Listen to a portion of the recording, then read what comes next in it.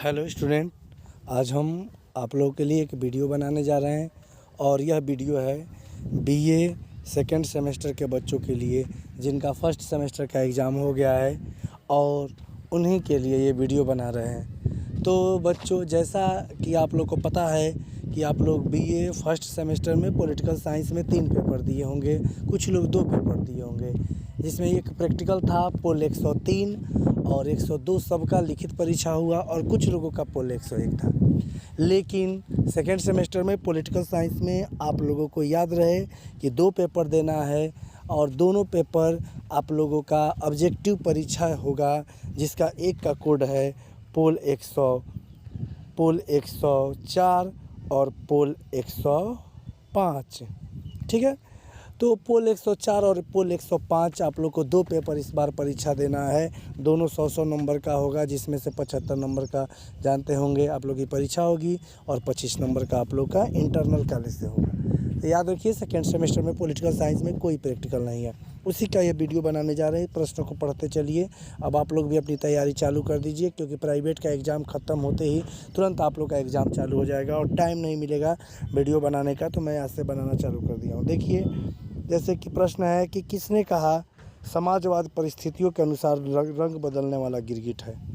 कहने का मतलब कि कौन सा विचारक ने कहा था कि जो समाजवाद है वो परिस्थितियों के अनुसार रंग बदलता रहता है, अर्थात वो एक गिरगिट के समान है। तो वो कहा था रेमजो मेयर ने कहा था कि परिस्थितियों के अनुसार रूप बदलता है। दूसरा है कि इसमें से कौन व्यक्तिवाद का लक्षण नहीं है, यानी इसमें से सब व्यक्तिवाद के लक्षण है, कौन एक है जो व्यक्तिवाद का लक्षण नहीं है। तो वह है क्या? निरंकुश राजतंत्र।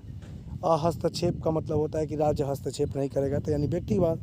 व्यक्ति सर्वोत्तम निर्णायक, यानी व्यक्ति अपने आप में ही सर्वोत्तम निर्णायक है। और विचार अभिव्यक्ति, यानी व्यक्ति के पास विचार अभी, ये सब लक्षण है। बस यही एक निरंकुश राजतंत्र, यही तो आएगा तो व्यक्ति का स्वतंत्रता को हनन कर देगा, तो इसलिए ये नहीं है।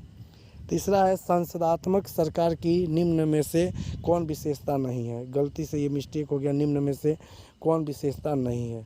तो नाम मात्र का अध्यक्ष ये होता ही है, व्यवस्थापिका का निश्चित कार्यकाल यही नहीं होता है। ठीक है, और सब लक्षण संसदात्मक शासन प्रणाली का है। कार्यपालिका विधायिका के प्रति उत्तरदायी भी होती है। विधायिका और कार्यपालिका में घनिष्ठ संबंध होता है। नाम मात्र का अध्यक्ष होता ही है, जैसे राष्ट्रपति है भारत में, और भारत में संसदात्मक शासन प्रणाली यही है। तो अगला है दबाव समूह का उद्देश्य क्या है। एक देश में दबाव समूह जो होते हैं उनका उद्देश्य क्या होता है? सामाजिक सेवा, जनता को शिक्षित करना, चुनाव लड़ना और सरकार पर दबाव डालना। तो परम उद्देश्य यही है कि सरकार पर दबाव डालना। सबसे दबाव समूह क्या होते हैं कि सरकार पर दबाव डालकर अपनी नीतियों का पालन करते हैं, जैसे शिक्षक समूह, छात्र समूह, मजदूर यूनियन। जब इनको किसी चीज़ की दिक्कत लगती है राज्य में, तो राज्य पर दबाव डालते हैं, यानी वही कह रहा है कि सरकार पर दबाव डालना इनका कर्तव्य है। ठीक है, अगला है किसका मानना था कि राज्य एक दमनकारी संस्था है, यानी इसमें से कौन माना कि राज्य का काम एक दमनकारी, मतलब कि शोषण, यानी दबाव डालना है, राज्य का काम की दमन करता है। ये कहे थे कार्ल मार्क्स ने कहा था कि राज्य एक दमनकारी संस्था है। फिर है कि प्राकृतिक अधिकार का सिद्धांत किसने दिया। जो प्राकृतिक अधिकार था, अधिकार में बहुत सारे अधिकार है, जिसमें कि आपको प्रश्न रहेगा प्राकृतिक अधिकार का सिद्धांत किसने दिया। तो प्राकृतिक अधिकार का सिद्धांत दिया था जॉन लाक ने प्राकृतिक अधिकार का सिद्धांत दिया था। फिर है कि निम्न में से कौन सा प्रत्यक्ष प्रजातंत्र से संबंधित है, यानी इसमें से कौन प्रत्यक्ष प्रजातंत्र। जानते होंगे कि प्रजातंत्र 2 प्रकार की होती है, एक प्रत्यक्ष और एक अप्रत्यक्ष। तो प्रत्यक्ष का साधन इसमें से कौन है? तो जनमत संग्रह होता ही है, जानते हैं, सारे लोग इकट्ठा होते हैं। प्लेबिसाइड, इसमें भी वही होता है। आरंभक, ये भी वही होता है। उपरोक्त सभी, यानी प्रत्यक्ष प्रजातंत्र के साधन ये सभी हैं। 8वां है किसने राज्य का वर्ग संघर्ष का सिद्धांत समर्थन किया। किसने राज्य का वर्ग संघर्ष का सिद्धांत, कहने का मतलब वर्ग संघर्ष का सिद्धांत किसने दिया। वर्ग संघर्ष का मतलब जानते होंगे कि वो कहा था कि हर समाज में 2 वर्ग होते हैं, एक वर्ग दूसरे वर्ग का शोषण करते हैं, और एक होता है पूंजीपति और एक होता है मजदूर, यानी पूंजीपति मजदूरों का शोषण करते हैं, यानी वर्ग संघर्ष का सिद्धांत दिया था कार्ल मार्क्स का सिद्धांत है। लिबर्टी शब्द लैटिन भाषा के किस शब्द से बना है? तो याद रखिएगा, लीबर से बना है। ठीक है, लिबर्टी का मतलब होता है स्वतंत्रता, और ये बना है लीबर शब्द से। ठीक है, अगला है कि किसने कहा दबाव समूह अज्ञात साम्राज्य है। यानी किसने कहा था कि जो दबाव समूह होता है वह दबाव समूह क्या होता है, एक अज्ञात साम्राज्य होता है, बहुत बड़ी एक साम्राज्य होता है जिसकी कल्पना नहीं की जा सकती, वो अज्ञात होता है। तो ये कहे थे जो क्या बोलते हैं फाइनर। फाइनर का कहना था कि दबाव समूह अज्ञात सम्राट होता है। किसने कहा कि यदि न्याय न हो तो राज्य लुटेरों का गिरोह बन जाएगा। मतलब कि इसमें से कौन सा विचारक का कहना है कि न्याय, अगर न्याय न हो किसी राज्य में तो राज्य लुटेरों का झुंड बन जाएगा। ये कहे थे सेंट एंगस्टाइन। ठीक है, सेंट एंगस्टाइन ने कहा था कि राज्य लुटेरों का गिरोह बन जाएगा। फिर है कि the Indian constitution cornerstone of a nation, किसका किताब का नाम है भारत का संविधान एक राष्ट्र की आधारभूत ढांचा, यानी cornerstone of a nation. तो वो कहे थे ऑस्टिन का था कि Indian constitution cornerstone of a nation. प्रजातंत्र में अंतिम सत्ता कहाँ समाहित होती है। जो प्रजातंत्र होता है उस प्रजातंत्र में जो अंतिम सत्ता होती है कहाँ पर समाहित होती है, तो याद रखिएगा जनता में। जनता में प्रजातंत्र की अंतिम सत्ता समाहित होती है। प्रत्यक्ष प्रजातंत्र संबंधित है।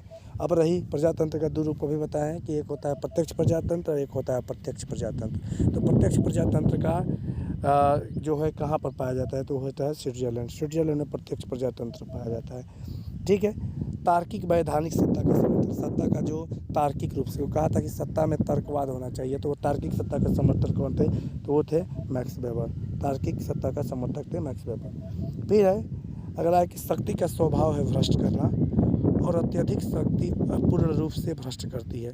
कहने का मतलब शक्ति का स्वभाव है भ्रष्ट करना और अत्यधिक शक्ति पूर्ण रूप से भ्रष्ट करती है। ये किसने कहा, तो याद रखिएगा ये कहे थे लॉर्ड एक्टन। लॉर्ड एक्टन ने कहा था कि शक्ति भ्रष्ट करती है और अत्यधिक शक्ति अत्यधिक भ्रष्टाचार करती है। ठीक है, अगला है कि उदारवाद का मूल सिद्धांत है। जो उदारवाद है उसका मूल सिद्धांत क्या है, तो उदारवाद का मूल सिद्धांत है व्यक्तिगत स्वतंत्रता। उदारवाद जानते हैं कि जॉन लॉक ने इंग्लैंड में लाया था और उदारवाद का पूरा उद्देश्य था कि व्यक्ति को स्वतंत्रता दिया जाए, यानी व्यक्ति को किसी प्रकार के व्यक्ति के जीवन में कोई हस्तक्षेप नहीं होना चाहिए। यानी व्यक्ति जो चाहे रोजगार कर सकता है, व्यापार कर सकता है, आर्थिक क्षेत्र में राज्य का हस्तक्षेप नहीं हो, ये कहता था उदारवाद। और ये इंग्लैंड में आया था और इसका जनक है उदारवाद के जॉन लॉक। ठीक है, जॉन लॉक। अगला है कि इसमें से कौन सा एक सत्ता के वर्गीकरण में उल्लिखित नहीं है। सत्ता के वर्गीकरण किए थे मैक्स वेबर और मैक्स वेबर ने सत्ता को 3 वर्गों में बांटा था और इसमें से पूछा कि कौन नहीं है, तो उसने यथार्थवादी सत्ता की बात नहीं कही थी। उससे पारंपरिक सत्ता, करिश्माई सत्ता और वैधानिक सत्ता, इस 3 सत्ता की बात मैक्स वेबर ने कहा था। तो याद रखिएगा यथार्थवादी सत्ता, ये कई बार रिपीट करेगा प्रश्न, थर्ड ईयर में भी जाएंगे तो थर्ड ईयर में भी आएगा। तो यथार्थवादी सत्ता का बात नहीं कहे थे, इसलिए सत्ता के वर्गीकरण का 3 सिद्धांत होता है, परंपरागत, करिश्माई और वैधानिक। ठीक है, अगला है कि उग्र राष्ट्रवाद का दर्शन है।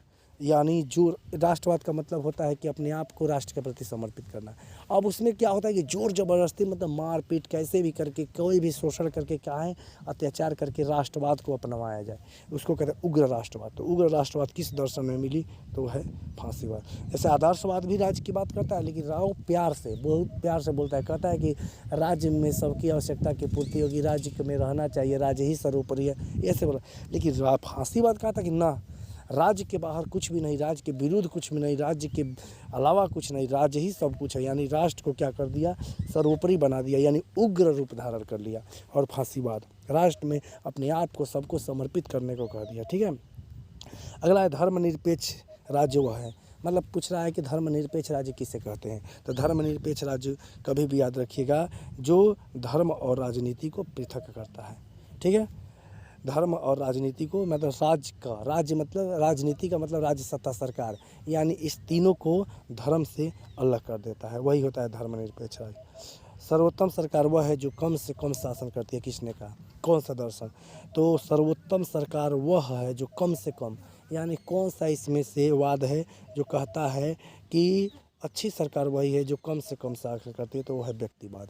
व्यक्तिवाद का मतलब होता है व्यक्ति स्वयं का मालिक, और व्यक्तिवाद कहता है कि कम से कम राज्य को शासन करना चाहिए, व्यक्ति की स्वतंत्रता होनी चाहिए।